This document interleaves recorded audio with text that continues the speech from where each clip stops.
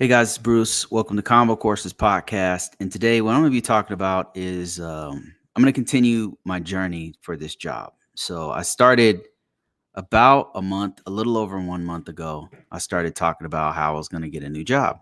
And to be honest, I had no idea how it was going to go. I had no idea what was going to happen or what was going to happen at all. But I announced, okay, I'm going to get a job. So I started um, putting on live everything I was doing, like every step of the way, what I was doing and what was effective in that month time. It was a little over 1 month, I'd say. But the real journey started about 9 months ago, and let me explain. So let me show you guys my screen. If you happen to be watching me on LinkedIn, on YouTube, or on Facebook, you'll see my screen. I don't know that I'll be able to. Oh yeah, I'll be able to show my screen on TikTok as well. So here is this. Nope, that's not it. Sorry, apologies. Okay, so let me just show you guys my journey. So when I look back at my lives, because that's where I was saying everything that was happening, what I was doing, everything, and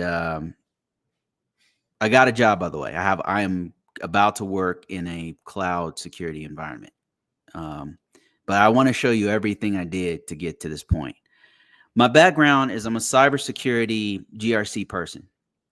Mainly what I do have done over the years is governance, risk management, and compliance. Specifically for doing lately in the last few years, it's been vulnerability management, risk assessments, stuff like that. That's mainly what I've been doing across all these different. I mean, I do documentation and poems and all stuff and all. It's from time to time I've done something completely different. Like I was a security engineer where I put together SIEM devices, and then I was another job where I was a purely a cybersecurity analyst, and that's where I work with Rob Rodriguez, the guy I showed you before, who was my mentor.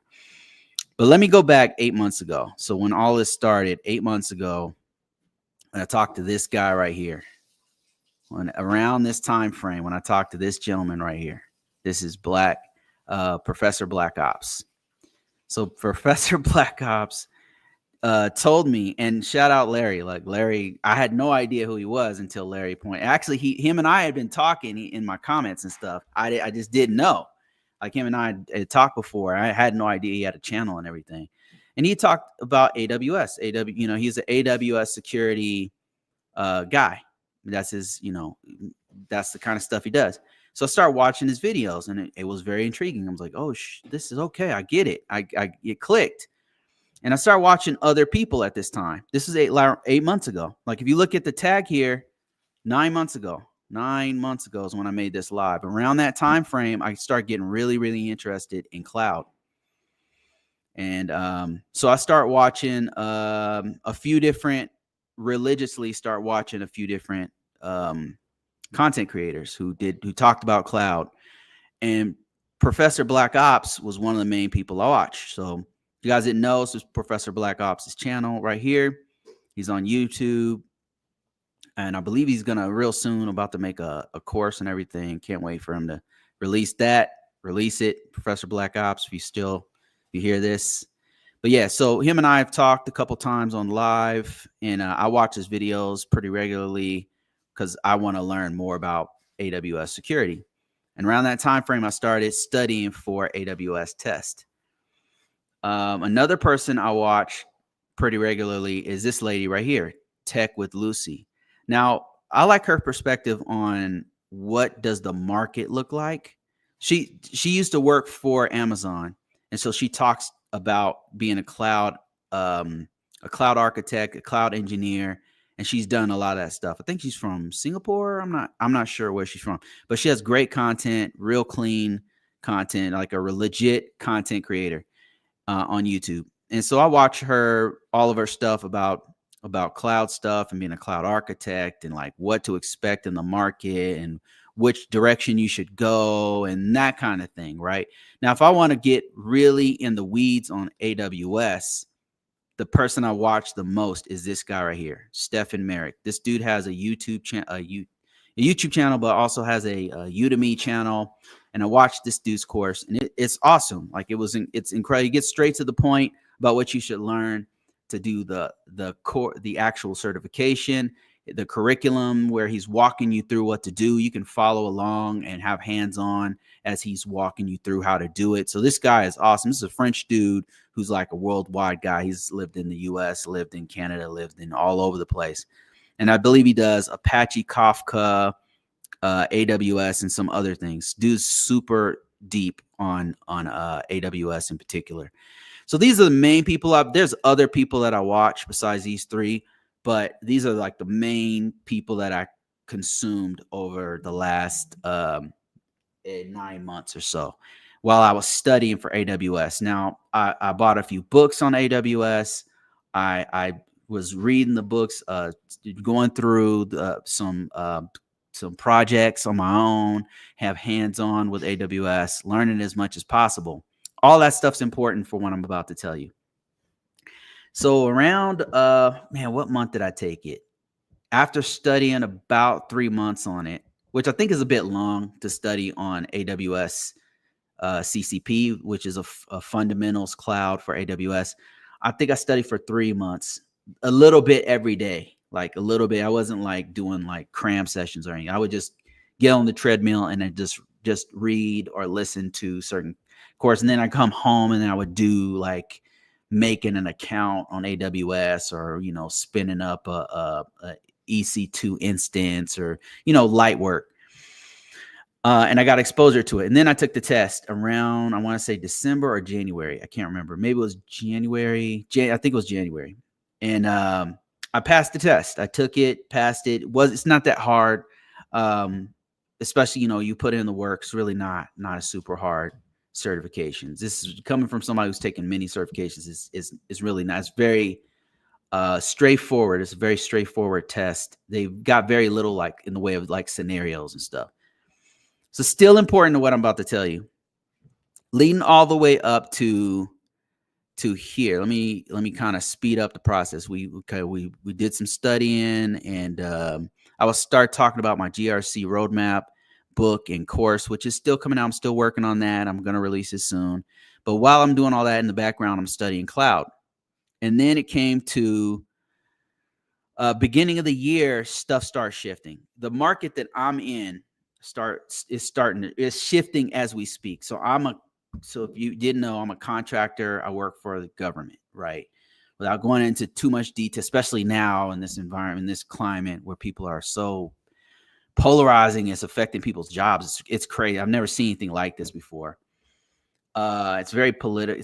I don't know what's going on, but it's too bad. It's really too bad. But I'm in a organization that was directly impacted by this whole change in administration. And there's some stuff going on in the organization that I was like, man, I think it's time for me to go, right? And so around this time frame, about probably beginning of the year, start changing. I don't know if you guys were on the lives that I was talking about it and how it was impacting me directly and parts of my organization and everything. And then a couple of you guys are actually experiencing the same thing where people are getting laid off and the contracts or, stuff's happening. And it was impacting. I started having to think about, okay, am I going to stay here? Like, what's going on? It started getting a little bit too volatile, which is not something I'm used to in the government. Government is usually pretty solid, but now it's going through some kind of crazy change, and hopefully it settles down. So I decided about a month ago, about maybe 45 days ago or so, that it's time for me to go. And around this time frame, so this one right here, when I was doing the live about applying for jobs in cybersecurity, around that time frame, maybe a little bit earlier than that, probably when I was talking about the job market, around this time frame, I started talking about, okay, I think I'm gonna get a new job. And I did one specifically where I'm saying, hey, here's why I'm applying for another job. Here's what I'm doing to apply for another job. And I started using all my experience in the cloud with the cloud, and I started putting it on my resume. I put down that, hey, I have not only do I have the AWS CCP, but I also study for Azure. I put that on my resume. I put all the skill set I started learning in that past 8-month time frame of the cloud stuff that I have. I started leveraging all my experience in the background. Like I worked on FedRAMP before. We have some cloud stuff in our current environment I'm on. Anything that I could think of that I've ever worked on with cloud, I started highlighting and making sure it was on my resume, on my profiles, on everywhere. And that really had an impact on people contacting me, because I started getting contacts from people. A lot of different cloud based roles started contacting me, including some that had nothing that I'm not qualified to do. So let me talk to you about the tactic that I used to get this job. So what I did was, number one, just like I always tell you guys, I make sure that I spend time on documenting everything I've done. Now, whether you use an ATS style resume, you just want to have a clean resume, something you can upload in your profiles on Dice, on Monster, on Indeed, on ZipRecruiter, on Career Builder. And then I'm going to mention a couple other ones that were most effective. You want to be able to document everything you've done, right? And for me, I wanted to get into cloud, so I made sure that was on there. And I just really racked my brain, just sat down and really thought about everything I've done with cloud. And then what can I do for an organization with my cloud background, with my cloud skills and my everything I've done? What can I do? And I explain that on my resume and make sure it was in my profiles, so that the recruiters out there, so that the employers out there know, here's what this guy can do. Does it fit into what we want for our organization? And I start getting calls. Now, this is crazy, because things have changed. The market has changed. The main places where I got the most, how do I put this? Had the most impact on getting a job were these top two were LinkedIn, a first in all the years I've been doing this. LinkedIn, and specifically this right here. I did linked print. Once I was absolutely serious about getting another job, I did linked premium. Now that you have to pay for it, but I'm serious. I really want to get a job. So it's time for me to stop just doing free stuff. You definitely should do free stuff. ZipRecruiter's free. Monster.com's free. Career Builder, Indeed, all those are free. LinkedIn is free.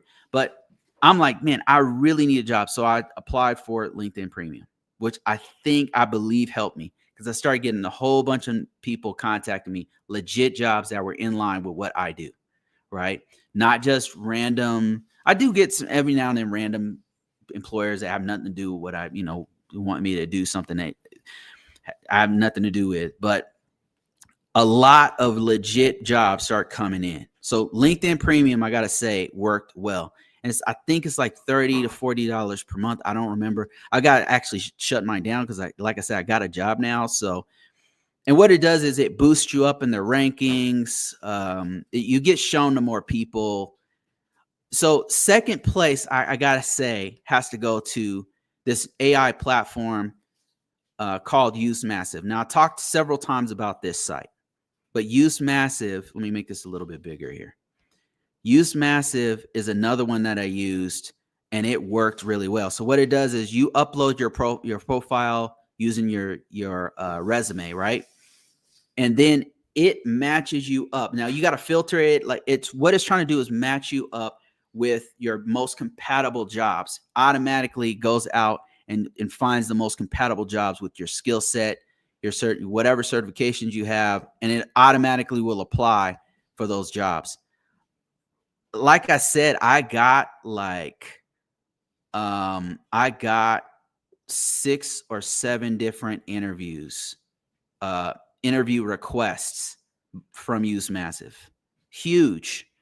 Now, even though I did three of those interviews. Some of them I either missed the interview or I just didn't want it or whatever. But I did at least 3, and I just, it just didn't work out. I wasn't a match for them, or they didn't choose me or whatever. Right. But the fact that I got that many interviews is very impressive. I would say the next in the line, third place will have to still be Monster, even though Monster recently went bankrupt. I don't know if you guys knew this, but Monster recently went bankrupt and has been sold to another giant private equity firm or something. They're still going strong, and I still get contacts from them, so it's still pretty effective. Those are the top 3. Others, honorable mention would be like Dice and ZipRecruiter and a few others. But the top 3 that had the greatest impact is LinkedIn with the premium and Use Massive. So if you're very, very serious about getting another job, both of these are paid, by the way. But if you're really serious about getting a job, I would highly, highly recommend those. Like I said, my journey on all of this started 9 months ago when I decided I wanted to do cloud. And I just did it. I started doing cloud. Like, it's not enough to just read books. It's not enough to just be knowledgeable of the terms, although you should. Like, absolutely, that's, completely relevant to if you want to go that way. But you also need to have hands-on. Like, you need to actually, whatever platform you're using, actually do use it. And the more you use it, the deeper your knowledge is going to be. In the interviews, I got maybe 25% of the questions that they asked me, maybe 15% of the questions they asked me were cloud-based. And they were basic enough to where, I really knew them. I could have gone a little even deeper than what they were asking me, but thank goodness I did enough studying to where I was able to just immediately answer the questions, and I knew what they were talking about. And then I knew enough to where I was like, okay, well, I was able to put things together. And that's all because I spent the time to study and get hands-on. Thanks. I took the time to study and get hands-on with it. And I owe a lot to the time I spent watching people like Professor Black Ops, Tech with Lucy, and Stefan Merrick. So yeah, that's how I did it. And if I can do it, you can do it. Now, granted, I did use, like Larry's saying, okay, let me answer some questions here because these are legit questions. Larry says, did having a CISSP carry any weight, or was the main advantage having cloud related certs? I think for the jobs that I was going after, Larry. So, okay, this is a great question. Okay. I love the question because this is the strategy that I used. I have a certain amount that I want to make, right? So let's start there.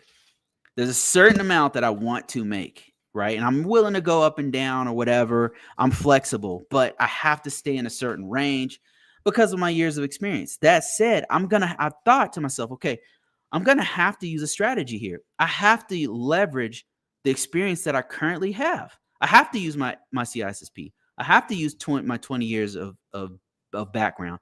So I leverage as much of that as possible. When I say leverage, that means I let them know, like, listen, this right here is transferable to whatever things that you guys need. This is transferable knowledge and skills that I can use to help your organization. So as much as possible, I try to align myself with organizations that need the stuff that I already have.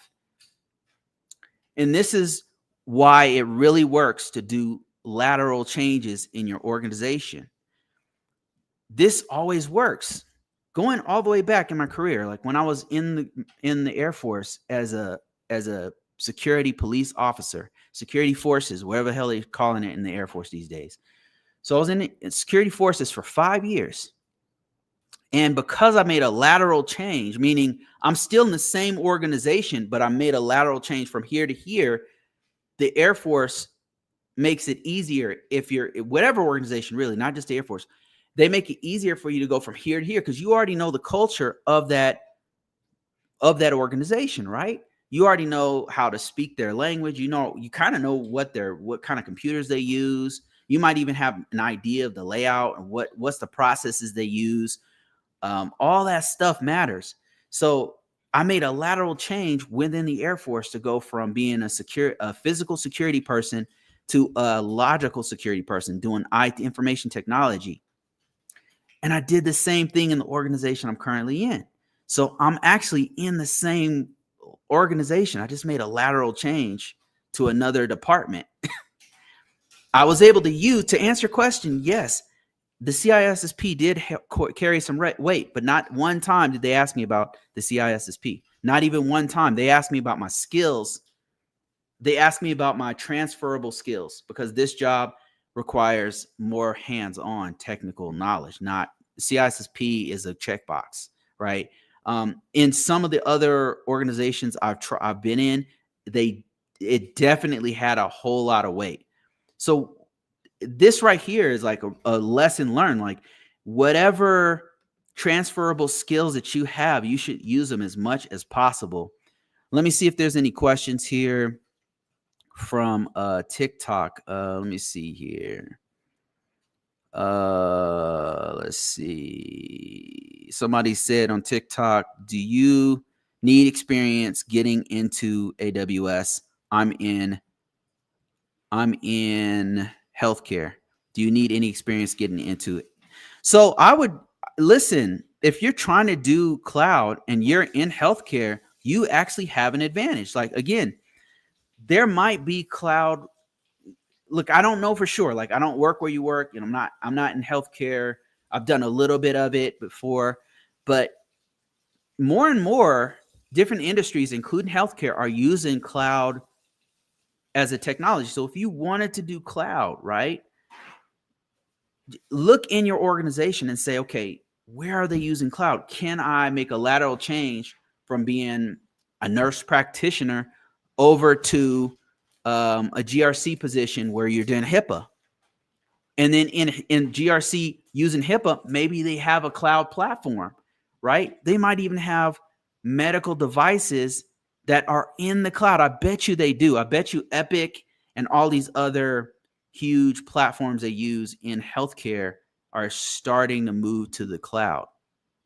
And kind of to back up, why did I want to go into cloud? The reason I wanted to go into cloud, check this out, was because of AI. I started off like saying, yeah, AI, I'm excited. Like, I haven't been this excited about technology in a long time. I want to do AI. I started studying AI, like really hardcore studying AI. The more I knew about it, the more I realized cloud is absolutely fundamental to AI, because the only way you can only way you can scale AI is to use cloud technology. And a lot of the stuff that's the virtualization, containerization, a lot of the stuff that is commonplace in cloud is being used extensively by AI, especially the big boys like OpenAI and Google and Amazon.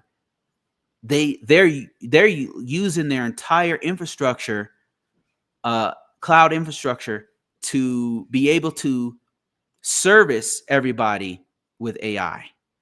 And so I'm like, there was one guy I watched that it really changed how I thought about all of this. I was going to do more AI, right? I was working on an AI certification, everything. And then I realized, man, AI is so young. There's not that many jobs for it. I mean, they're starting to grow. As much hype as there is for, they're going to take over all the jobs and all this stuff, as much hype as there is, to be honest, the government sector is kind of slow to get to AI. I mean, they're going pretty slow. Don't get me wrong, they're moving towards it, but and there's a bunch of infrastructure, like they got AI.gov being put up, and they're having all these it's a lot of talk right now. It's just a lot of talk. But to actually implement it and to be safe, to put it out there safely, you need to have a secure AI, a secure cloud platform for that. And so they're going to be looking for people to secure the cloud, or to have cloud architects and engineers before you get to that sweet spot of AI. And as a matter of fact, you're going to have to know cloud stuff in order, especially to make it scalable. You're going to have to know cloud to know. So I started getting into cloud more. I mean, you have local AI and stuff, which is awesome, and local containers and all that kind of stuff, which is cool. But the big boys, in order to scale, have to use cloud platforms, because that's the only way that they can spin up a system and then allow 1 million people to use it. You know what I mean? So, okay, I got some more questions. And Larry, I know you're working on Security Plus right now, but the thing is, Security Plus has a portion where they talk about cloud. So you can still, what I want to emphasize is how important cloud is, and how I was able to use my current skill set, knowledge, and years of experience to actually get myself into a position like this, right? Let me see if I have any more questions here. I'll answer these questions as honestly as I possibly can, because I got to be honest, guys. I really didn't know what was going to happen when I said, okay, guys, I'm going to get a new job. I'm telling you, I was flying blind. I did not know. I mean, this market, the last time I went for another job was like 3 years ago, and everything has been changing so rapidly that I was like, damn, I don't know this time. I don't know if my old techniques will work. And what it taught me was that it has changed. Like, there has been a few new tools that have popped up that I gotta say, are different. Like Use Massive was really effective. Some of the new stuff they're doing in LinkedIn. Okay, I got another question. Somebody said, I'm planning on Navy OCS. I believe that's Officer Training School. Is that like officer school? My end goal is IP officer. Any advice before going forward? Well, I don't know a lot about the Navy. I do know that there are some programs, and I believe OCS is one of those programs, but where they're gonna give you're gonna go into a degree program. Am I right? Is that right? You go into a degree program in OCS school, and the school lasts for as long as the degree lasts, like 6 years or whatever. And then after that, you're obligated to do like 7 years or 6-7 years in the Navy, something like that. If it's anything like Air Force. And Air Force had one called OTS, Officer Training School, and I think that what you're talking about is some kind of officers school. Any advice? I mean, I wasn't an officer, and I was a non-commissioned officer in the Air Force. Advice would be, once you become an officer, listen to your non-commissioned officers. Don't be an asshole. Like, that's don't be an asshole. Good leaders listen to their people. Be a leader. Don't be just a manager. A leader leads from the front. They listen to their people. They use the brain trust of all their people, So that would be my advice. Like, those were my best officers, my best leaders were people who led from the front. They used they pulled together all the knowledge of everyone to come up with solutions together. And they weren't like, oh, I'm going to have all the best ideas. I'm the smartest person in the room. Those are terrible fucking leaders. Terrible leaders. They're terrible. They attract a cult of personality of people who like them because they want somebody who looks strong or whatever. They're terrible leaders. I know, look, they're terrible leaders. They think that they're the smartest person in the room, and they don't consider that there's 10 other brains there that can all come together and come up with great ideas, and everybody has to do it as a team. Great leaders pull from everybody and get the greatest ideas from the team, and then they implement that. And a great leader, they're able to determine what are the best decisions to optimize your success. But that takes listening to people, and I would say I'd give people like, I know you guys are gonna hate me for this, but Elon Musk, I would give him some credit because the guy has an eye for great teams. It's not, I think that people give him credit for doing like Starlink and things like um, SpaceX and things like Tesla and stuff. But really, there's a great team behind the team of engineers that guy chooses are so incredible. Like those guys, the stuff they're able to make, I'm just blown away by it. But people attribute all that success to him. I mean, his success is that he's good at choosing winners, I think. And I wouldn't say, I'm not saying he's a dumb guy or whatever in an engineering aspect. I don't think he's the wisest dude in the world, but the thing is, you have to be able to choose the best idea and then go forward with it, right? Now, that's not to say I agree with everything he fucking does and says, you know what I mean? But I think that he has a knack for making good decisions for companies. Let me see here. Another question here. Got some really good questions here in TikTok. So I'm gonna. Somebody says Stefan is amazing. Yeah, he's really good, man. He just gets straight to the point. He's a good teacher. So yeah, that guy I watch a lot. And Tech with Lucy is awesome, and then Professor Black Ops also awesome. I like people who are in the field. Like for whatever reason, I learn better from people who are actually doing the work, and you can tell Stefan Merrick and Tech with Lucy and Professor Black Ops are in the field doing it. You can tell that they're doing it, and from their perspective, it makes me understand faster. So Jalen Moore says, I have a bachelor's degree in network engineering. What are your thoughts on an MS in cybersecurity? My thoughts. So I also have a bachelor's degree in information technology. A degree is a great checkbox. There's a few things I would say that are good about a degree. I'm not going to sit here and shit on degrees, even though, like I said, a couple of my mentors don't have degrees and they're making, they're super successful in this. But at the same time, they're brilliant people. Like I've seen them work. So for them to like, they're humble and everything, but they're super. Not everybody has that kind of talent. You know what I mean? A degree, what it does is it helps you to be way more competitive, right? There's no doubt in my mind I would have gotten much less calls if I didn't have a bachelor's degree in information technology for the amount that I'm asking. I just don't know that I would have gotten that many calls for what I've done. The degree helps. It makes you way more competitive. But your question was, you have a bachelor's in network engineering and you want to know, should you do a master's in cybersecurity?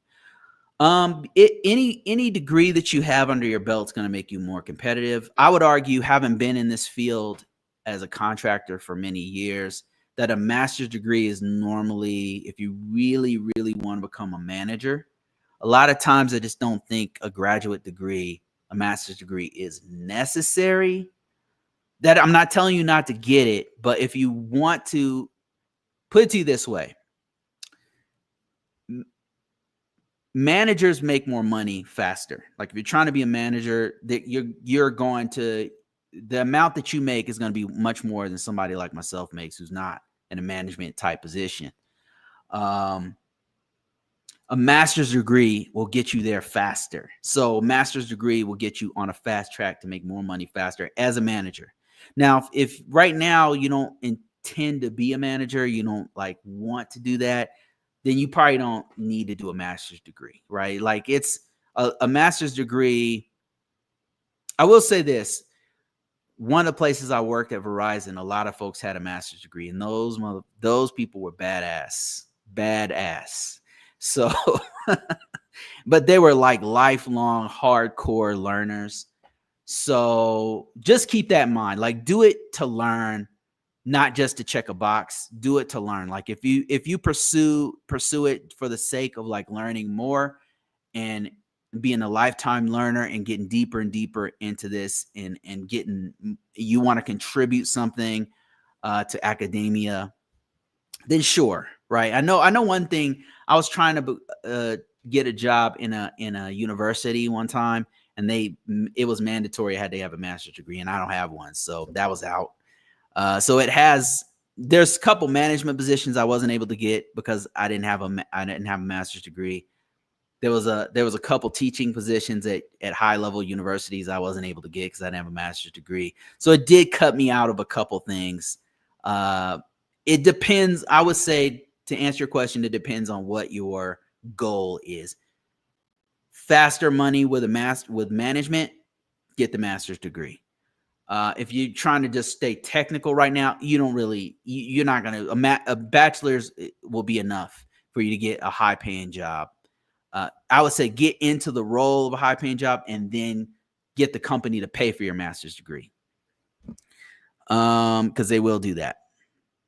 Let me see here. Got another question here. VidPet says, currently studying CISSP and CCSP and working on my master's degree in cybersecurity. Well, congratulations. That's a lofty goal. You're going to be extremely competitive with that CCP. The CISSP is super competitive, especially in GRC positions. It's very effective. It's one of the certifications I could point to and say, this thing changed my life. It just opened so many doors because there's so many organizations that have that checkbox. And good, bad, or indifferent, like it was one of the most effective things I've ever had. In this current job, it really wasn't a factor. They required either a CISSP, a CISA, and then they had like a whole bunch of other certifications that I could have gotten to check the boxes. So CISSP wasn't absolutely necessary, but it was on there. It was one of the things that they listed. So I would say it helped me a little bit, but mostly they were looking for the skill set. Okay, let me see here. Marcel Monopoly, thank you for the props, man. I appreciate that. Larry says, was there any sort of clearance requirement for the position? Was having a clearance or of any benefit? So I think that I have to be eligible for a certification, a clearance. So I have to be a U.S. citizen, and then I'm going through a background check right now. So having one, in this case, I didn't have to have one. I just need to be eligible for one. So, we'll see once they do the background check and everything on me, but I should be good. I don't know that in this particular position, I know that there's some positions where they require you to already have one, which is I always thought was weird.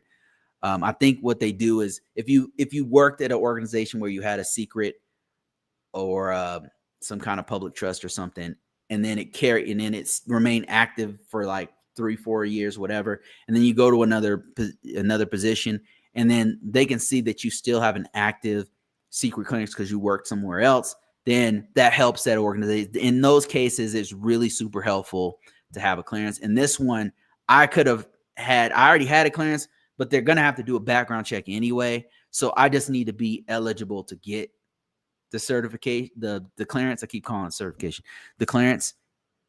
All right, let me see. Got other questions here in TikTok. Ask me anything. I just got a cloud security job, and I had no idea. Like I started this like 9 months ago, like studying for it and everything, and I got it. So like this is a great time to ask somebody this is real. Like this really happened. I'm like, damn, I had no idea this, but man, hard work, it paid off in this case.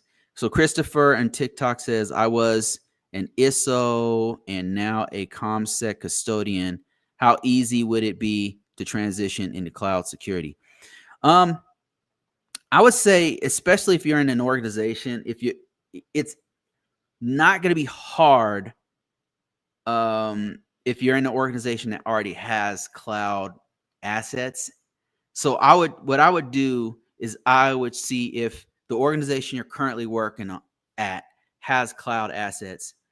That way you can transition into that, to get that experience behind you.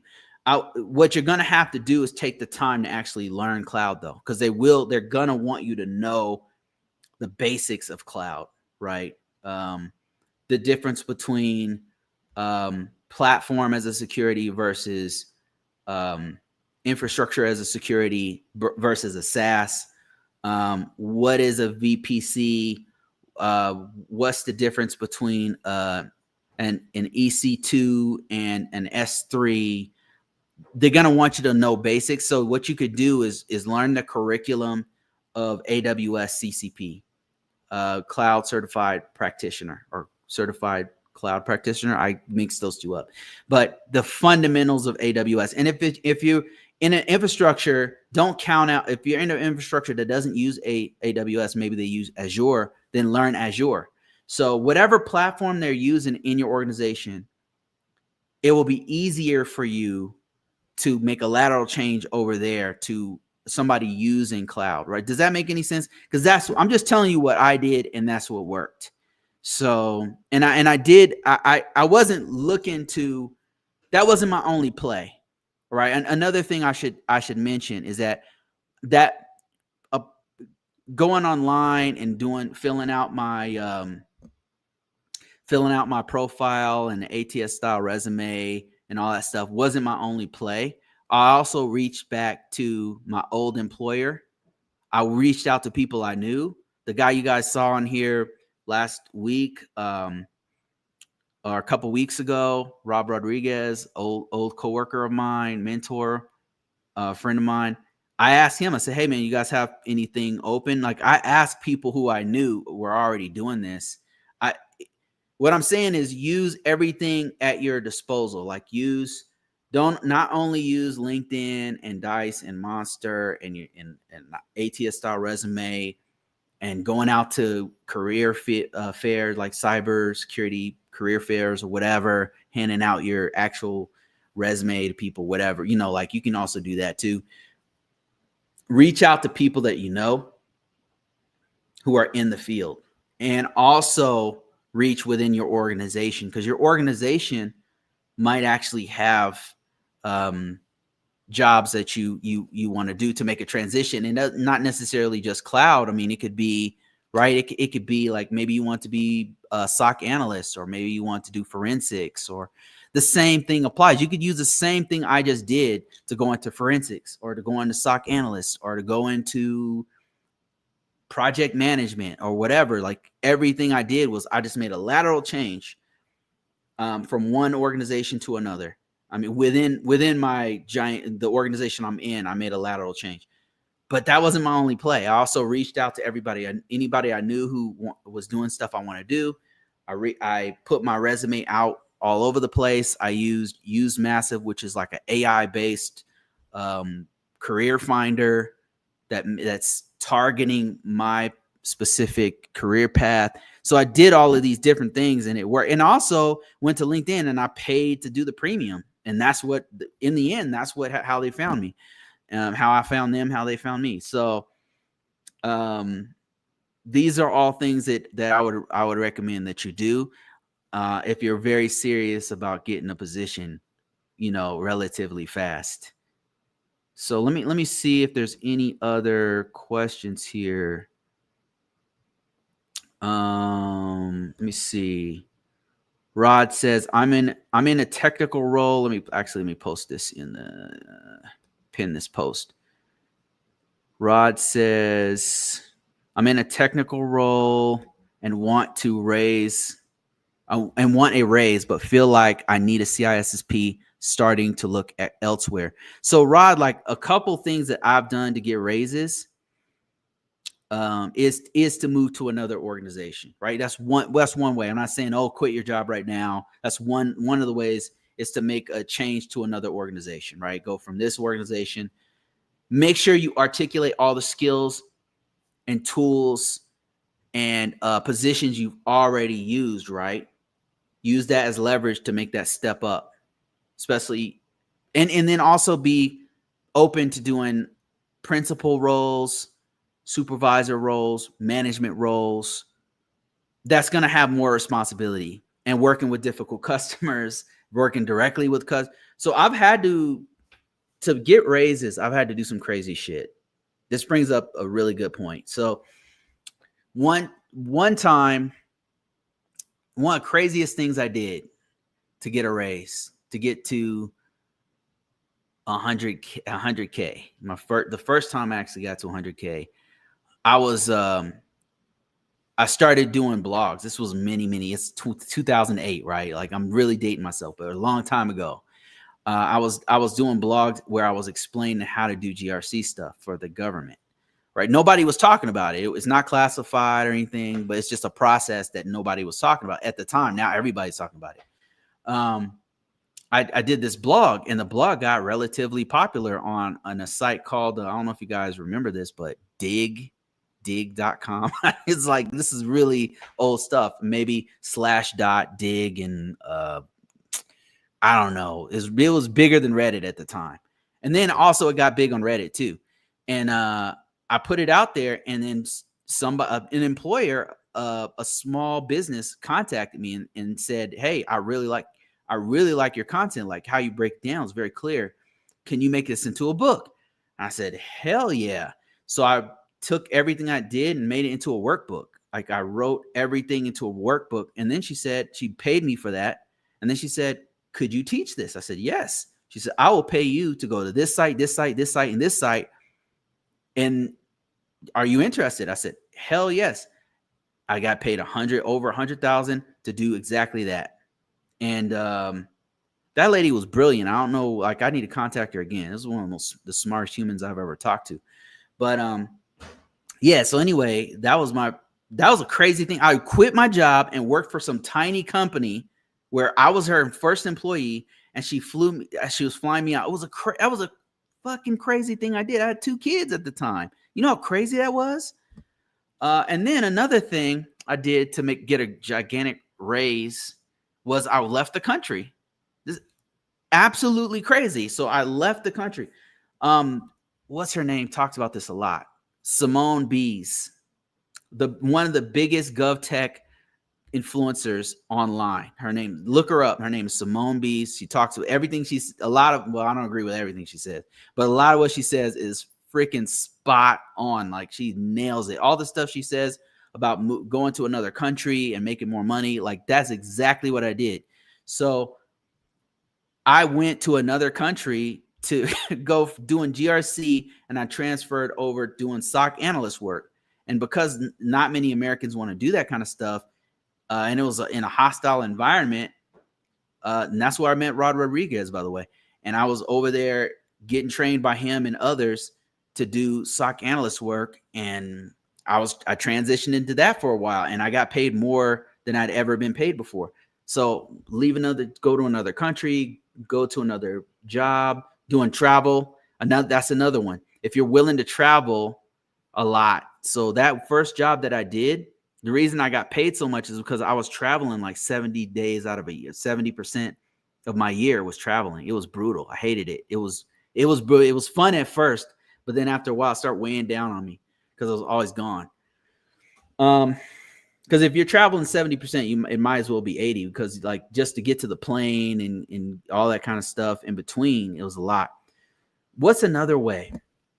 Taking a management position, doing a principal role, doing architect role where you're directly talking to the customer. Another one that I did where they pay a little bit more is where you're both traveling and you're a consultant for a company. So I did that at Verizon. I was traveling and I was a consultant, and they'll pay you a little bit more to do stuff like that. And because it's a little harder, because you're talking directly to the customer and you got to kind of sell it, so that's a little more difficult if you're willing to do those kinds of things. Another thing I've done is move to another state, relocate to another state. That's another way that you can, if you're serious about getting that raise, then you might have to make some kind of a sacrifice, right? Getting a CISSP does help. Like there's not just CISSP, professional level certs that are very, very difficult to get. They're very hard. Not just CISSP, but you got another one's called OSCP, which is a hacker, a pen testing cert, super hard up from what I've heard. OSCE, which is even harder. Another one is a CCNP. Any of those Cisco certified network professional, those are some hard ass certs. And I think it's like 5 certs, it's not one. I think it's like 5 that you got to build them all up to get to that one. So those are all professional. And there's many other ones that you can get that once you get those under your belt, normally you can command a little bit more money. And then you probably have to move to another company as well. So those are a few things that all these things I've done to get raises. Okay, I'm getting a lot of questions here on TikTok. Let me answer another one here. Do you do resume assistance? So actually, I give away my resume for free. Like, there's a couple things you can do. Go to ConvoCourses.com. You'll see free. Look for the free stuff and look for my free downloadable resume. And that will give you an idea of how to do. It's not really not fancy, but that resume right there, which is old, has gotten me many different jobs. I mean, so you can do that. You can also check out my profile on LinkedIn. It's just free. Just go to. I don't really do resume. I don't look at those anymore for free because it takes too much of my time and stuff. So, but you can still do some stuff for free. You can grab my stuff for free. Every now and then I'll do it for like friends or people who've been supporting me over years. I'll do theirs personally. Do theirs. Another one. Let me see. Port says, have my Security Plus right now, aiming to focus on AWS tools. Going to work on foundations. Is it worth it? Yes. So that's what I did. It's not the only thing that you want to do for AWS, for whatever cloud platform you're going to do. For me, it was a very strategic, calculated decision to do it. It wasn't the only thing I did, right? So just getting a certification is you're thinking way too linear. Think about a strategy to do it.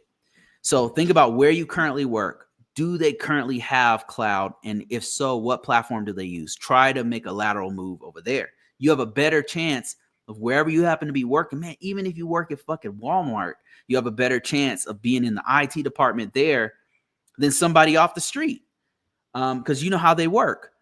But that said, just because you are working in Walmart and want to get in the IT department doesn't mean they're automatically going to take you over. You've got to know what they know. So then you can start studying. Okay, well, they don't use AWS. They use Azure. I'm going to study Azure. What level? Then talk to the IT department. Be like, hey, what do you guys use? Like, what kind of certification should I get? Well, how can I, what things can I, what projects can I do to know what you guys know? What I did was a very strategic thing. I talked to industry professionals who are already doing cloud. I went out, talked to Rob Rodriguez, who is a mentor friend of mine who's doing cloud as a cloud architect. So I talked to him. That live I did was really selfish. It was me picking his brain to figure out what I need to learn. And before I did that, I actually talked to him, personally on the phone to figure out what he knew. And then another guy was Professor Black Ops. I contact him directly. We did a live together, and I was learning. I was taking notes and everything. And I was listening to everything he said, and everything that guy said was fucking true. So reach out to that department, like a local department. It's not just certification, guys. Like, this is not just certification game. Get your hands dirty. Like, get in the guts of that system, whatever system you're working on, whether it's Linux or SOC analyst or pen testing. Like, you got to get your hands dirty and like start working with it. Because then when you get into that interview, you'll know how to explain exactly what's going on because you've done it before. And you can actually give them cite examples of how you've actually used that particular product to solve problems. That's kind of what you want to do. And then make a lateral change. If it's possible, make a lateral change within the department you're in. There's a way to do it, but it's not, you can't just get a certification. That's one part of it. I'm not telling you don't get one. I'm saying Use multiple things at once to hit this from different angles. Like if you're serious, that's what you'll do. That's what I did. That's how I was able to get it done.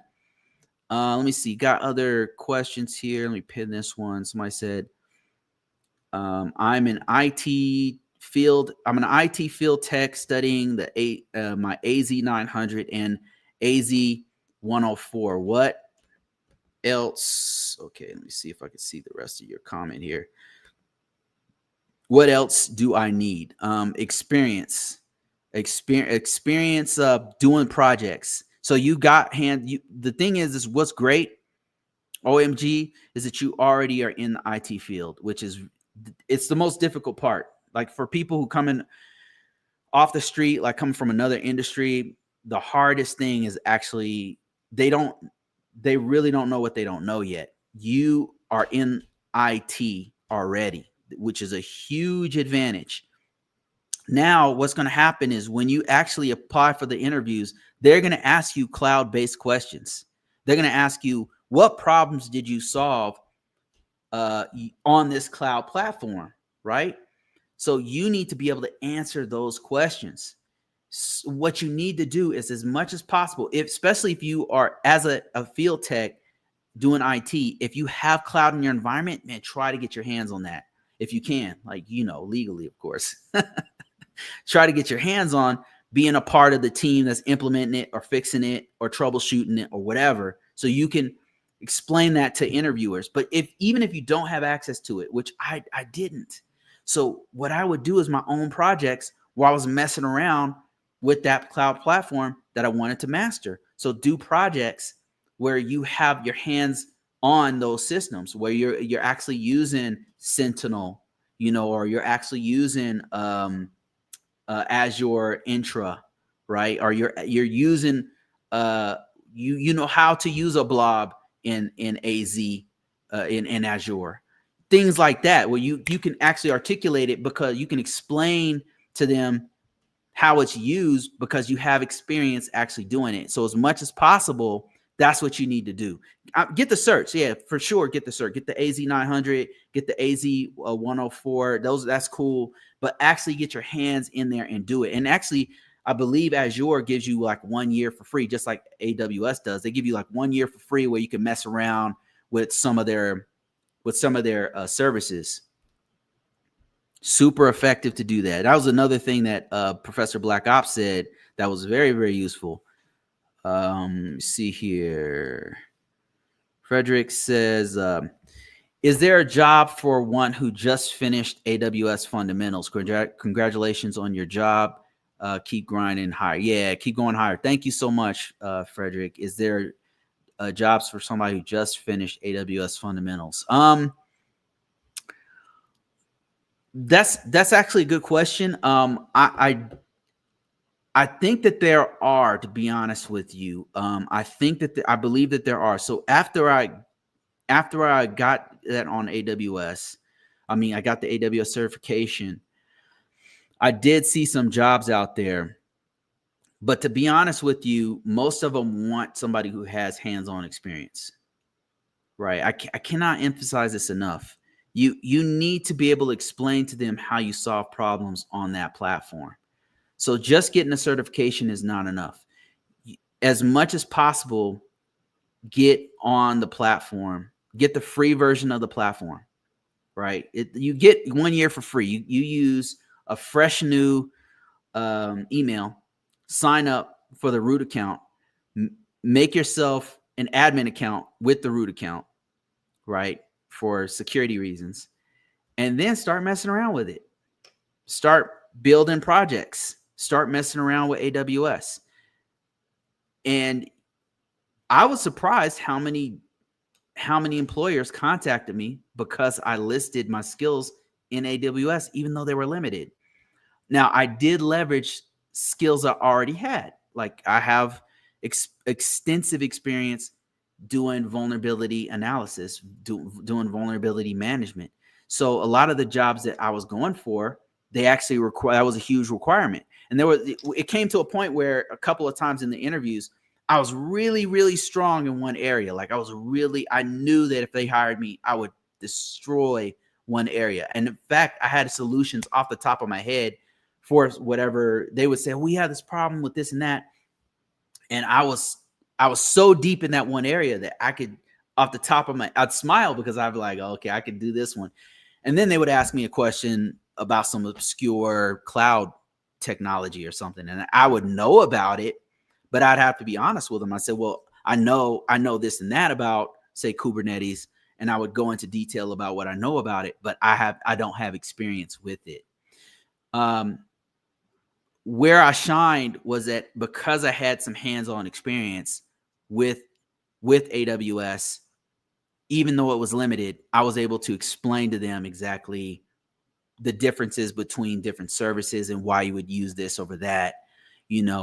I think that's what was the thing. Besides my background, I think that those are the things that really set me apart and got me the position. Get hands on is what I'm trying to tell you. It's not just getting the certification. Even if you're going to do Security Plus, even if you want to be a pen tester and you're going for the CEH or OSCP or whatever it is, the certification is great to have, but the hands-on experience is going to set you apart and going to make you a real competitor rather than just what somebody called me once was a paper tiger, because I have so many certifications. I'm not just a paper tiger. I know this stuff. I know how to do it, and I know how to use it. And I actually have fun doing it. It's something I love to do. Okay, so with AWS, where do you... Okay, hold on a second. What's going on with... Let me fix this over here on TikTok real quick. Got a lot of people watching me on TikTok. That's wild. Rookie, thank you for that $10. I appreciate you. Bob says, so with AWS, where do we kickstart for a cloud security? Where do we kickstart for a cloud security? So where do you go from there? The first step is to know the fundamentals of AWS. And then once you know, it's just like what I tell everybody about a GRC. As GRC people, just like cloud, GRC person, just like a cloud security person, at the end of the day is a cybersecurity person. You have to know the fundamentals in order to protect the infrastructure. So the AWS is no different. Azure is no different. We have to have a solid understanding of AWS and Azure and the Google Cloud in order to secure it properly. And then the next step is to know the security products on that particular platform, which they asked me extensively about in several interviews, by the way. They asked me about the services, the security services that are in AWS. And luckily, I studied the hell out of them and was actually messing around with those. So I could answer them. That's the next step, right? That is the next step, to actually know what the tools to use on AWS, and then use the tools like on a project or something like that. So hope I answered that question. Let me go over to TikTok and answer some questions. Wow. Holy shit. Why do I have so many people on TikTok? It's crazy. I don't normally have this many people on TikTok. Because I'm talking about cloud, probably. Dark Knight says, hi, can you suggest where to learn InfoSec, cybersecurity policies, incident response, GRC? Yeah, there's a ton of different places where you can learn all of these things.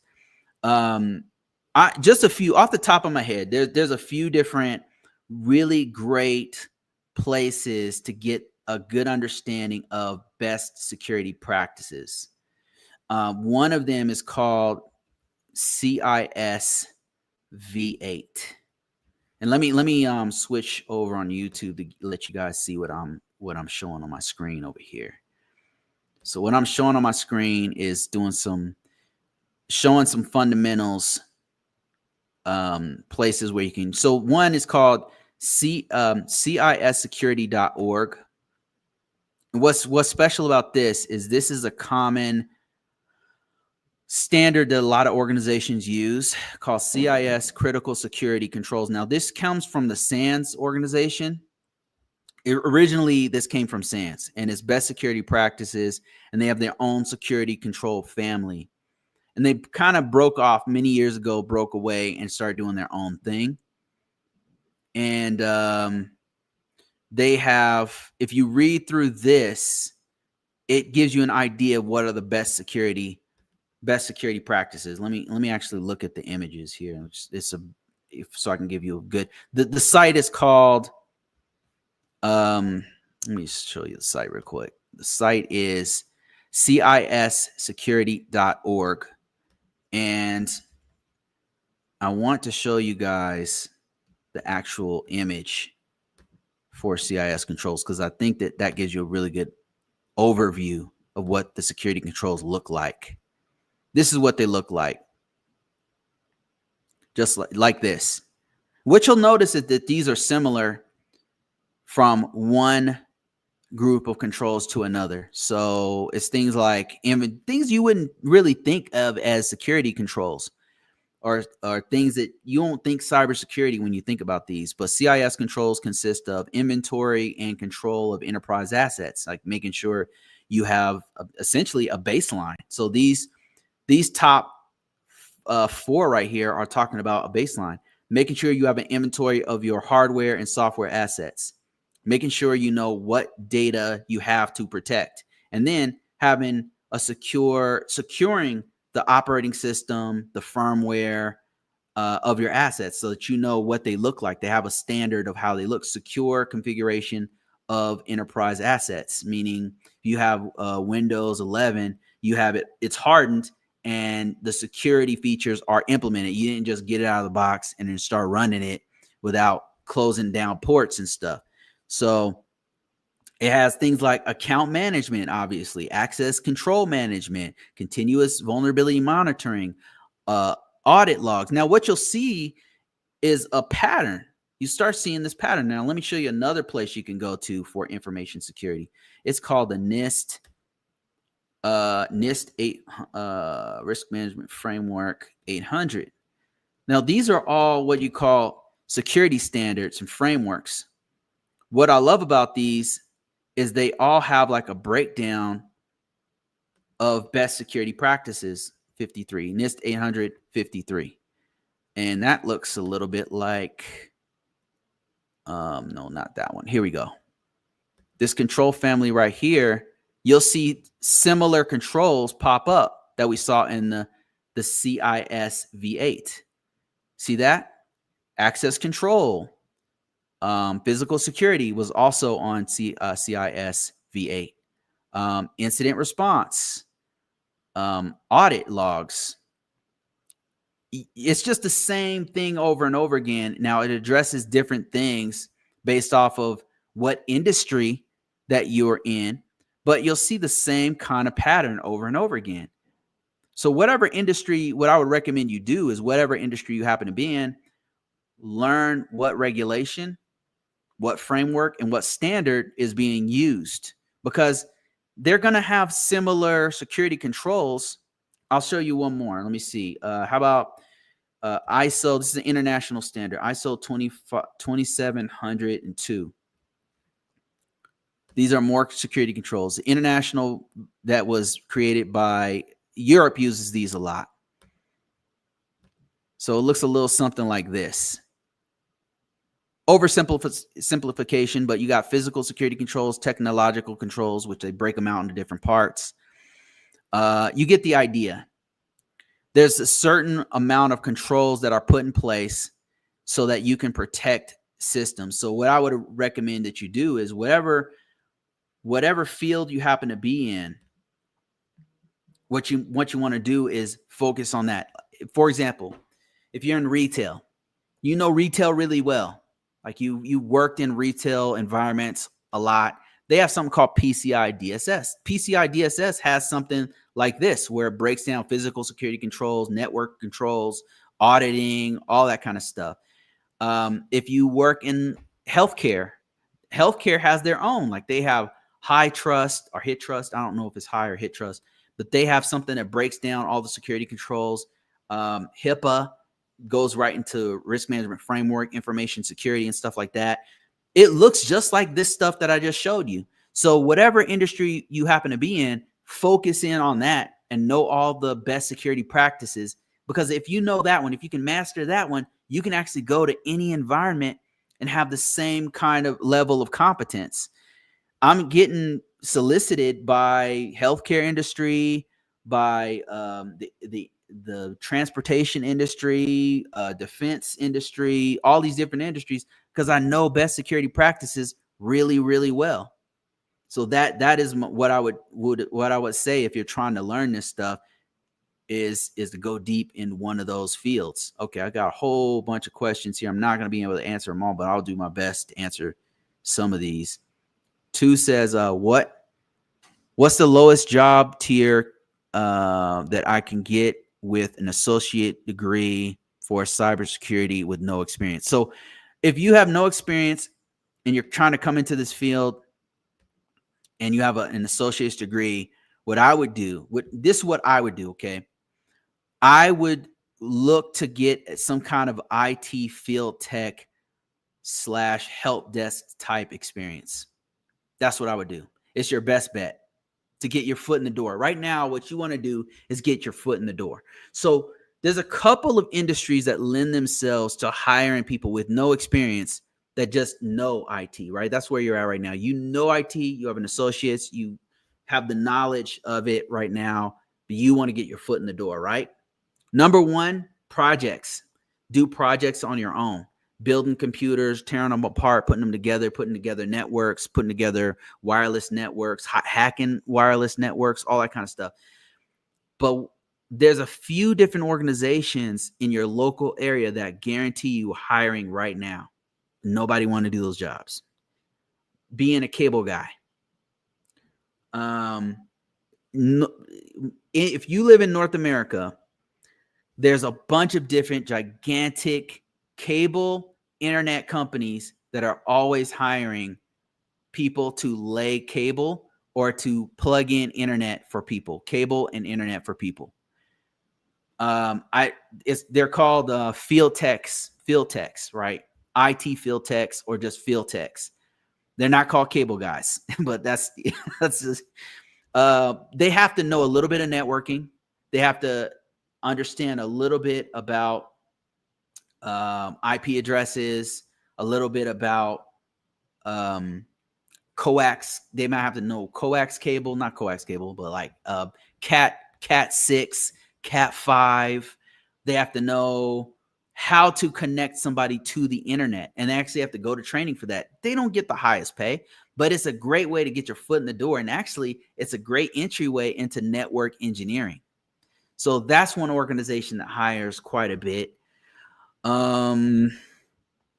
What other organizations? Look locally for IT field tech type positions where you're going around fixing internet, fixing computers, stuff like that.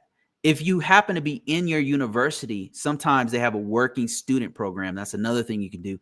I don't know how well they pay, or sometimes they don't pay. But the thing is, if you can get into that position and start working on those, you can put that on your resume and on your profile, and that might help you to get the whole thing. For me has been about steps, baby steps. You're going to start off here and then go to the next step. And then from there, go to the next step. And that's all I've been doing for years and years and years. I started off as a physical security guard. I was a security guard in the Air Force. And now I'm a cloud security guy, which is crazy. Okay. Let me see here. I learned how to patch network closets in a hospital. That's what I'm talking about. And talk to people like this who actually have experience. This guy right here is who you want to talk to. I would message this dude directly who just said this. He said, I learned how to patch network closets in a hospital, right? That's what I'm talking about. This guy right here is what I'm talking about. Let me see. Just finished my bachelor's degree in cybersecurity. Man, congratulations, man. You're on a great path. I've been doing cybersecurity for many years. I've been able to travel the world with it. It's really taken care of me. You know, it's allowed me to feed a couple generations of people. So cybersecurity is being real good to me. I think it's going to continue to be good to many other people too. Somebody said, I have an IT degree from IU, have 5 years experience, want to get a Security Plus. Please help. Security Plus. Larry, is there some place that you're learning your Security Plus? What are you using for security? I know for me, I mean, I did this a long time ago, so I don't know how relevant I used to teach Security Plus. I was 100% down Security Plus. I used to teach it, and what I used to teach and to pass it was books. I would just buy a book, and then I would just read through the book, take notes, and then I would study my notes. That's it. Flashcards, basically. Like somebody blasted me in my own videos. Said, "Oh, bro he's talking about flashcards." Yeah, whatever. Right. That's what I did, and it worked. So, but Larry's also doing the Security Plus. Right. These days, what I've been doing Udemy's been helping me a lot, man, because I'm constantly busy and doing something. So if I can just listen to the course and then come back to it and then like do a walkthrough, you might want to do Udemy. And Larry says, I have a ton of security resources. They can reach out to me on LinkedIn. Happy to share. So if you happen to be watching me on TikTok still, who was that? Let me see. I'm looking on TikTok to see who's Mando. Listen, man, if you happen to be watching me here still, go to YouTube. And there's a dude named Larry. Larry is also doing Security Plus, and he has a bunch of resources. He said he's willing to share those with you. And he says there's lots of resources. Was it Mando that said that? Mando says he has, finished my bachelor's degree and cybersecurity, going to do a master's degree. There's a lot of resources. I don't think school would provide me the voucher. He says, look into the school and see if they can give you your voucher. Okay, it's not Mando, it's somebody else. All right. Anyway, whoever asked me that question, I've got so many things popping up on here. If you follow me on right now, I'm live on YouTube. Go to ConvoCourses on YouTube, and I've got Larry who's willing to share some of his resources to you. But for me, I just used a book. Like when I did this, I mean, it was many years ago. So I think these guys have more relevant experience, recent experience on doing Security Plus than I do. But another thing I would do these days, I've been doing Udemy as a starter, right? I use Udemy as the start. I know people shit on Udemy, but I like it. And I'll just use those resources. I'll pay for the course and everything, go through it, and then I'll continue to build off of what I learned from there. I don't stop there, right? That's a starting point for me outside of YouTube. YouTube has a ton of awesome resources for all kinds of tests. It's arguably the best resource is YouTube because it's also free. And some of those free courses on there are better than the ones you pay for, to be honest with you. Let me see. I'm looking for more questions here. I got so many questions. Man, I appreciate you guys. Thank you guys for all your support. Thank you guys for watching me all these years. And I appreciate all of this. Larry, thank you for the $20, man. He says, is this position direct with Amazon or through a contracting company? It is through a contracting company. So I'm still working for the same organization, but they have a cloud. They have a whole nother department that has a cloud infrastructure. So I'm making a lateral change over there. They're using a cloud native environment. So that's perfect. It's not directly Amazon. So I don't know that maybe one day it'll be directly for Amazon, but that's not my goal in particular. I want to get maybe, you know, I'm not saying I would turn down an Amazon job like a crazy person, but doing cloud, you know what I mean? And he goes on to say, did you find more direct opportunities or contract opportunities on your search? I assume this position feels more secure than your previous one. Yes, I did. So, yes, sir. Yes, sir. I did find, I'm still finding more opportunities using this, what I did here. So let me show you guys my screen here. So this right here is working so effectively, I got to turn it off. This right here, this premium, this little thing right here that I had to pay for, this premium link. Let me show you my screen here. This right here on LinkedIn, it worked for me. You know, like I gotta say it's worked. I did have to pay money for it, but man, I'm still getting contacts from people. I gotta turn it off because I got what I was looking for. I'm still getting contacts from Monster.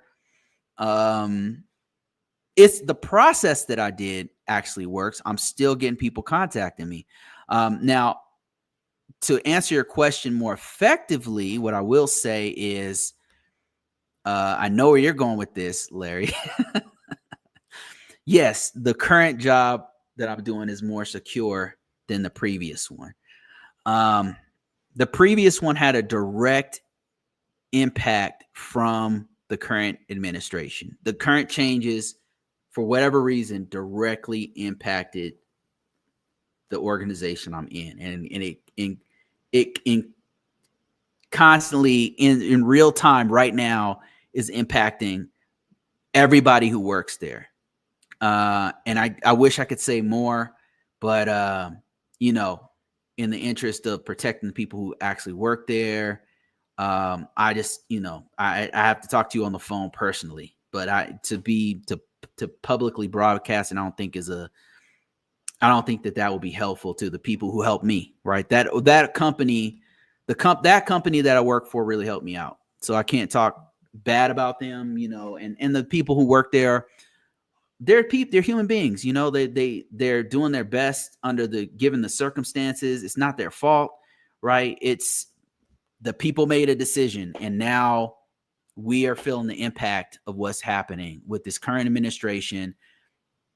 I'm in one of the government organizations that is impacted by the direct decisions that they are making. And I gotta say, it's not all good, right? It's not all good right now. Maybe because it's a transitional period, and eventually will come out of it, right? Maybe something good. I hope something good comes out of it. But right now, it's a wrecking ball, and it's destroying a lot of people's livelihoods and jobs, and there's just a lot of uncertainty right now. The current position I'm going into,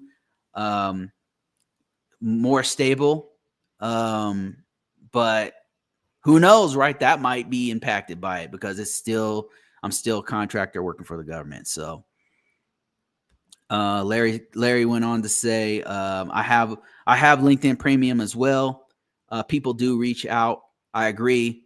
It's hard to tell which are legit and which maybe not. And most of my job, that's a great point, Larry. Like a lot of the work I'm doing is weeding out the stuff that don't apply to me, or does not, either it's not in line with what I do, or I don't want that job, or it's for whatever reason they're contacting me. It has nothing to do with, like, they're talking about underwater basket weaving. I don't do that. You know what I mean? Like I know I get a lot of, every now and then I get people contacting me about testing Wi-Fi or something. I'm like, I mean, I could, but like, how much do you pay? You know,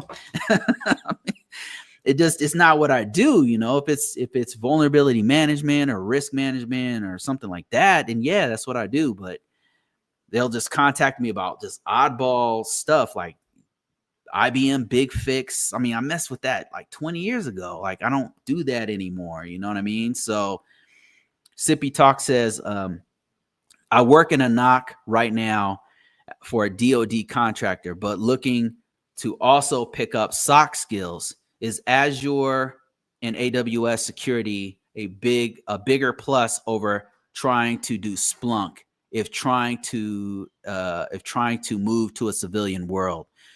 This is a great question. I would include cloud in your tool chest.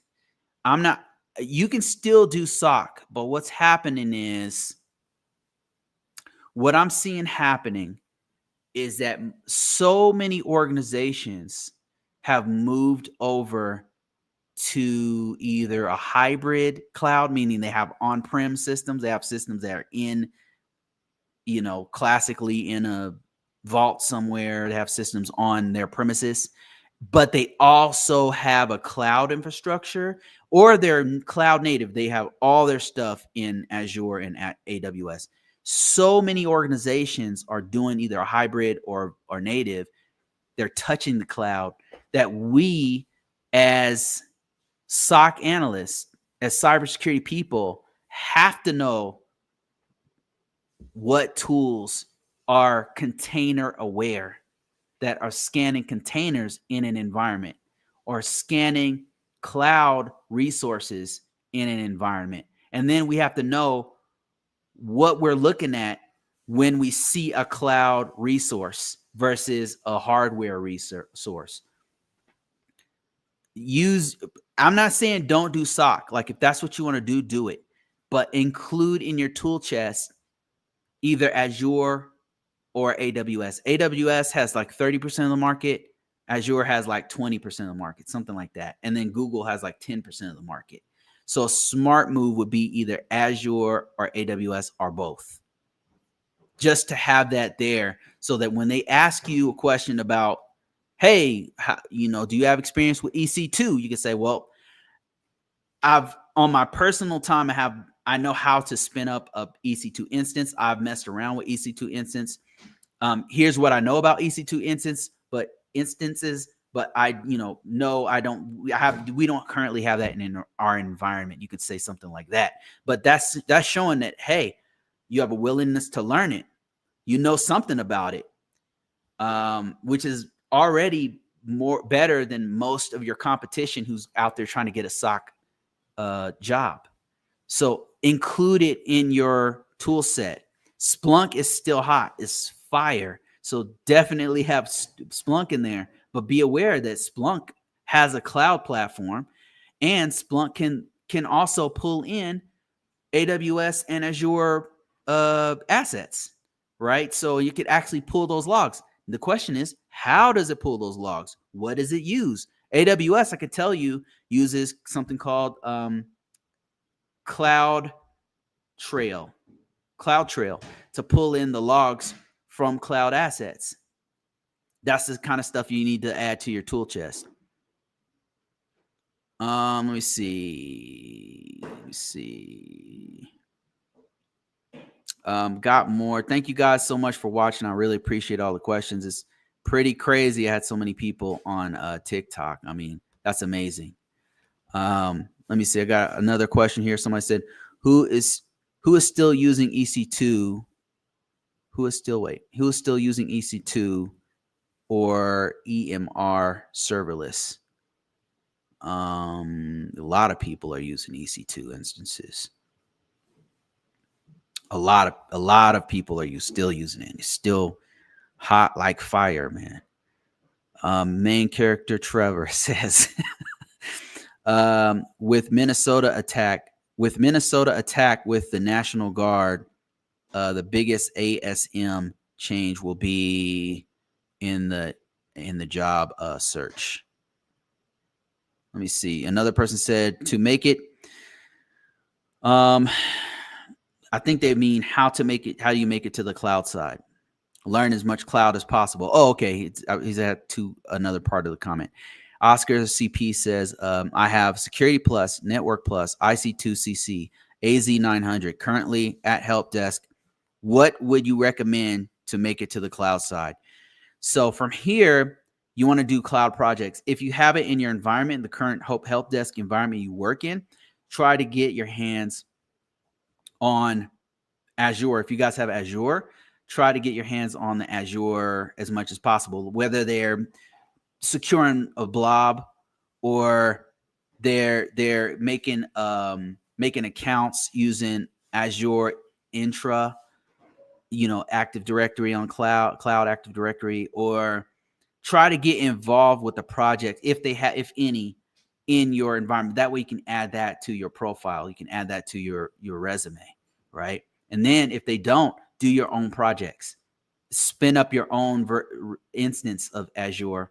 Mess around with Azure services. Mess around with AWS services. If choose one platform and then focus on that one is what I would say. Yeah, that's what I would do. And that worked. That's what I did. It worked. Try to make a lateral change in your current environment to cloud. I guarantee you your organization has some kind of hybrid cloud situation. And if you can make a hybrid, make a transfer over to that environment, to that office that already does that, that's the best leverage you have, is to make a lateral change inside the organization you're already in. And then if you're like, well, they're not paying enough or whatever, or they're not going to change my title, then I want to do more cloud stuff. After a few months of just doing that lateral change, you can just go to another organization that's willing to pay more, for being an actual cloud person. Basic customer service, being able to explain troubleshooting is the most simplest form. Amen to that.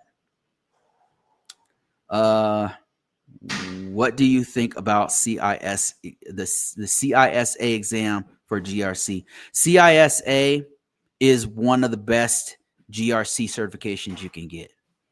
I would say a CISSP, Security Plus, and CISA are three of the top GRC certs. There's other ones like the CGRC, which I have. There's, CISM is also super good. Those are all great certifications. GRC positions often want one of those. They're highly regarded. Those ones that I just mentioned are highly regarded. If you have one of those, especially the professional level certs, CISSP, CISM, CISA, in that order, those are the three top ones. My previous boss had a CISA, just so you know. CISA is no joke. Let me see. Good afternoon. Can you speak on SAN certs? Are they desired certs in companies? Yes. So SAN, just a couple of weeks ago, I was with a mentor of mine who has had SANS courses, SANS certs, and actually wrote for SANS. And the first time I saw SANS certs, and just so you guys know, let me just show you guys what we're talking about. SANS.org.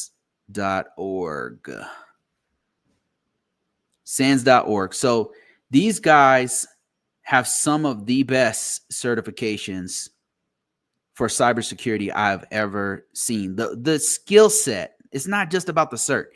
The way that they teach people is an open book course, an open book test, and it's just amazing the kind of people that they put out there.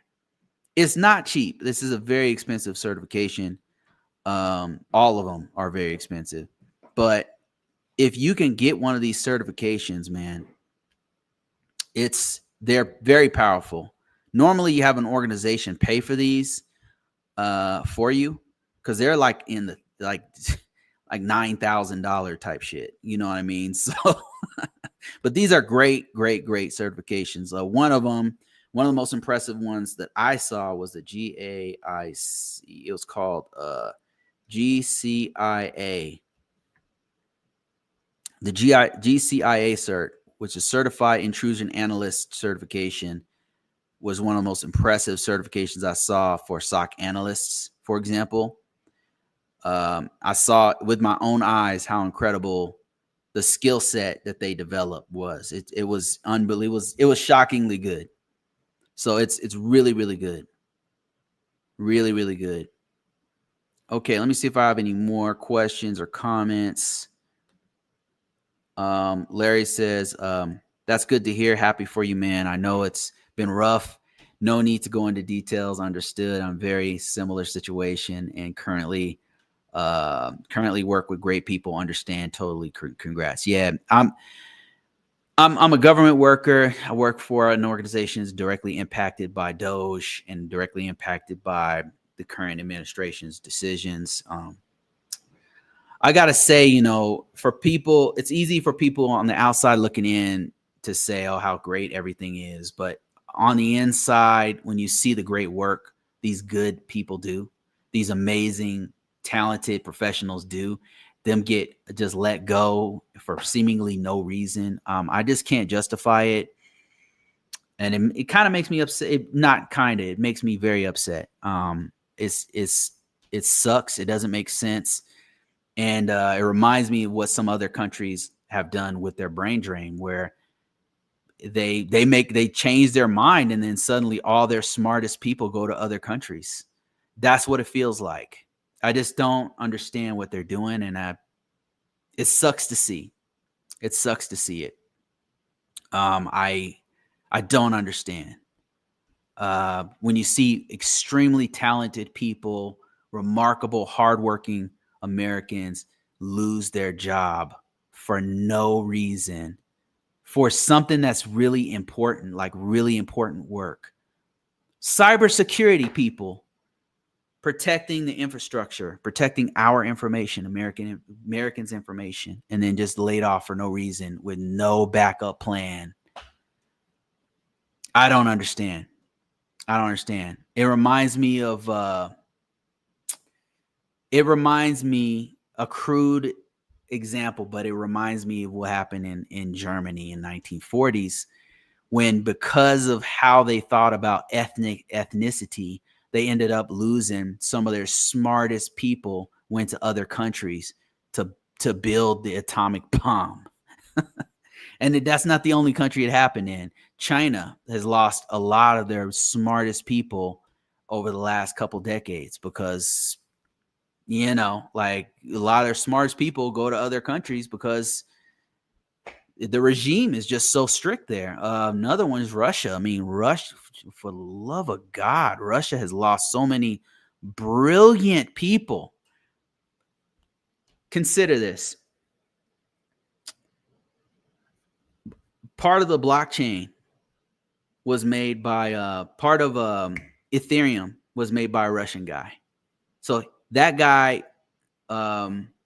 guy's family who created Ethereum his family went to Canada. They're from Russia. Another one's Elon Suskover, the guy who basically is coined with creating modern day GPT, Chat GPT. That guy's from Russia as well. His family is from Russia.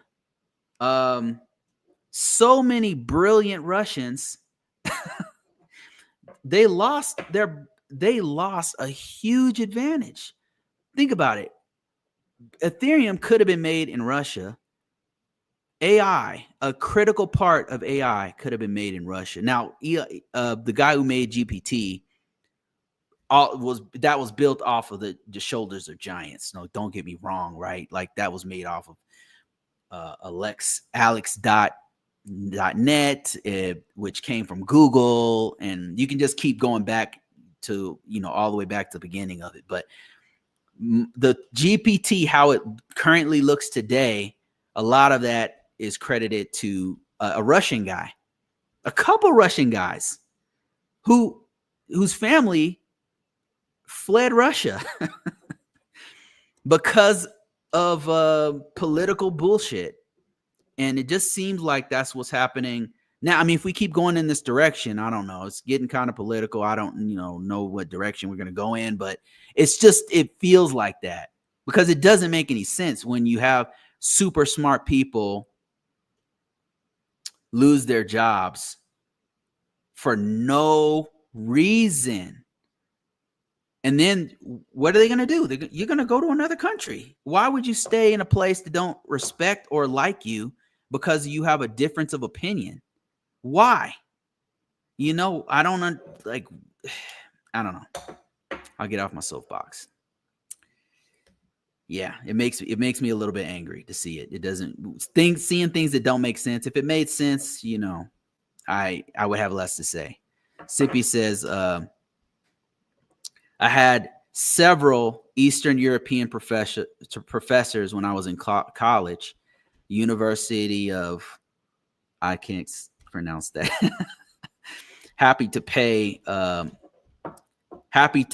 to do those minds doing research. Yeah, man. When you just think about how many great people leave other countries to come here, that's the reason why America has come up with so many inventions, because the world comes here.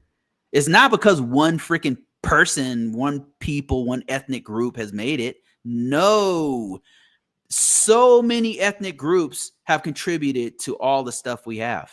And if we start getting rid of brilliant scientists and brilliant, talented technical people because they have a difference of opinion, I mean, I don't know. It sucks. Got strong opinions on it. And seeing it happen firsthand is just like, damn, I don't know, man. It's too bad. Do you think, okay, I think that's going to be my last question, guys. I've been talking for about an hour and a half. Do you think GRC analyst like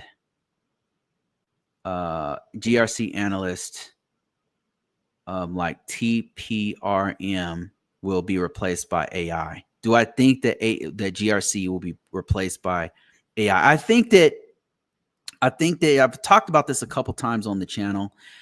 I think that there's a big change that's needed in that we're going to have to integrate more automation. And there's no reason why we shouldn't integrate as much AI and automation as possible in GRC. We don't have enough people to do this work. We just don't. We just can't attract enough talent. We can't attract enough people that want to do this. It's just difficult. It's a grind sometimes. And because of that, we just can't get enough people to get into it. So the solution seems to be to use AI and automation to supplement the work we do. I don't think it's going to be 100% replacement of GRC. I just think what will have to happen is us GRC people will have to be more fluent with things like cloud. We have to be smarter with cloud. We have to be smarter with automation. We have to work with it. We have to learn how to work with AI as they integrate it into our respective fields and environments. We're going to have to learn to work with it. It's going to be integrated in tools we use, such as Splunk. It's going to be integrated in scanning tools like Qualys. It's going to be integrated in all aspects of what we do. In GRC, it's going to be integrated in things like Archer. All these things. It's going to be helpful. I don't think it's going to be a replacement. And at some point, GRC needs to be implemented inside of AI. That would be the smartest thing we can do as a society, is to have as much safety features as possible without slowing down progress. We're being pretty reckless, in my opinion, about it right now. But we're gonna have to integrate more safety features in there. It's gonna have to include GRC, so you don't get things like Mecha Hitler. I don't know if you heard about that, but like Grok lost its damn mind and started calling itself Mecha Hitler and was pulling from information from white nationalists. And it's crazy. That's what happens when you have a AI just does and says whatever. It can get bad, and that's not even, it could get really bad. It can influence people to jump off bridges and do bad things. It's very influential. Its superpower is that it can influence humans to do just about anything. we need safety features. So GRC will have to be at some point implemented into, as much as possible. It'll have to be integrated into GRC will have to be implemented in AI. I think they're doing it as best they can, but yeah, we need a lot more. We need to do better, because especially if we're going to be putting it in places like hospitals, right? If we're going to be putting it in places like financial sector, if it's going to be implemented in places like cybersecurity, we're going to need it to fight against people using AI to create malware, which is already happening. But we need a safe version that we can use that's not going to leak information or get hacked. Like, I don't know if you guys heard about the McDonald's hack. McDonald's used something called McHire, which was based on some AI that they put out there, and it was made to where you can just you could upload your resume or your application, and then the AI would take it, and then it was a real clever way to just take in your resume and then just ask you a bunch of questions to see if you fit in certain roles in McDonald's, right? It's very quick, and just ask you questions. The AI is asking you, okay, where do you live? What's your goals in life? And then it puts together all the stuff based off of your questions, right? It sounds pretty cool, right? Unfortunately, some cybersecurity professionals found out a way to access everybody's information that they put in there because they didn't implement the security features of AI correctly on the back end. So, you got to have cybersecurity. You got to have GRC folks look at it to see what's the actual vulnerabilities out there. So, all right, guys, I think that's it. Thank you guys so much for joining me. Man, I had a whole bunch of people join me on TikTok. I really appreciate it.